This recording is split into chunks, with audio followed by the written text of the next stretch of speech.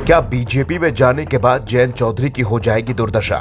क्या लोकसभा चुनाव के बाद जयंत चौधरी को भाव नहीं देगी बीजेपी? काम निकालने के बाद भाजपा अपनी सहयोगियों की नहीं करती परवाह? क्या भविष्य की संभावनाओं पर भी विचार करेंगे जयंत चौधरी? बीजेपी पर हमेशा से आरोप लगता रहा है कि वो अपने सहयोगियों को तवज्जो नहीं देती, और तवज्जो देती भी है तो वो तब तक जब तक उसको अपने सहयोगी की जरूरत है। जरूरत खत्म, काम खत्म। ऐसा कई राज्यों की कहानी देखने से लगता है।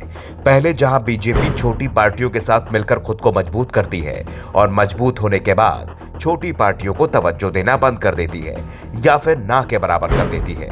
ऐसा हम नहीं कह रहे हैं, ऐसा कई राजनीतिक विशेषज्ञ भी बता चुके हैं, और इस बात पर महाराष्ट्र के एक निर्दलीय विधायक ने भी मुहर लगाई है। हम वो खबर भी आपको बताएंगे, लेकिन अभी उत्तर प्रदेश में जिस बात को लेकर चर्चा जोर शोर से चल रही है वो है जयंत चौधरी की बीजेपी में जाने की अटकलों को लेकर। दरअसल पिछले कुछ दिनों से अखिलेश और जयंत चौधरी की अदावत की खबरें सामने आ रही थी। मानो ऐसा लग रहा था कि दोनों नेताओं के बीच सीट शेयरिंग को लेकर बात नहीं बन पा रही है और जल्द ही जयंत चौधरी कोई बड़ा फैसला लेंगे। समय बीतता गया और अंततः जयंत चौधरी ने बीजेपी के साथ जाने का निश्चय कर लिया। अब बस औपचारिकता बाकी है।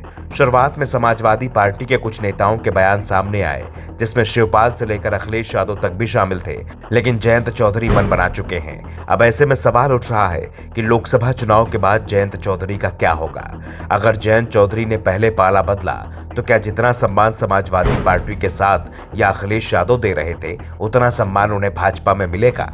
दरअसल बीजेपी छोटे दलों को अपने साथ लेकर चलना चाहती है, क्योंकि वो किसी भी तरीके का रिस्क इस बार नहीं उठाना चाहती। यही वजह है कि राज्यभर के इतने तीखे बयान देने के बाद भी बीजेपी ने राज्यभर को अपने पाले में कर लिया। कई राजनीतिक पंडितों का मानना है कि जहां जहां भाजपा मजबूत हुई है वहां उसने अपने सहयोगियों का पत्ता काटना भी शुरू कर दिया है। जब बिहार में नीतीश कुमार ने महागठबंधन में जाने का निर्णय किया था, तब यही कहा जा रहा था कि बीजेपी नीतीश कुमार पर दबाव बना रही है। बीजेपी नीतीश कुमार की पार्टी को समाप्त करना चाहती है और अपना वजूद बढ़ाना चाहती है। और यही बातें महाराष्ट्र को लेकर भी हुई थी कि महाराष्ट्र में भी बीजेपी शिवसेना से बड़ा वजूद बनाना चाह रही थी, इसलिए शिवसेना ने खुद को अलग कर लिया। खैर, ये बातें तो राजनीतिक पंडितों की हैं। अब महाराष्ट्र के एक निर्दलीय विधायक का बयान भी हम आपको बताते हैं। बात 7 जुलाई 2023 की है, जब एकनाथ शिंदे के बगावत करने पर उनके साथ जाने वाले निर्दलीय विधायक बच्चू कड्डू ने बीजेपी पर जमकर निशाना साधा और कहा कि उसे अपने सहयोगियों की परवाह नहीं है। बीजेपी केवल अपनी पार्टी को मजबूत करना चाहती है। आने वाले लोग खाई में गिर सकते हैं या मर सकते हैं, बीजेपी इस बारे में नहीं सोचती। इसका ध्यान लोकसभा चुनाव जीतने पर है।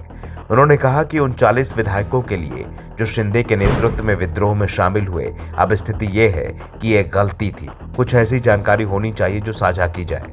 सहयोगी के तौर पर भी हमें कोई जानकारी नहीं मिलती। रायगढ़ जिले के संरक्षक मंत्री के रूप में राकपा विधायक अदिति तटकरे किसी भी संभावित नियुक्ति का विरोध करते हुए विधायक भरत गोगेवाल ने कहा, यह पहले ही तय हो चुका था कि संरक्षक मंत्री शिवसेना के साथ होंगे।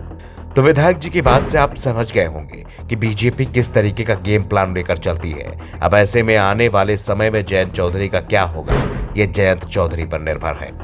Bureau report, the such India.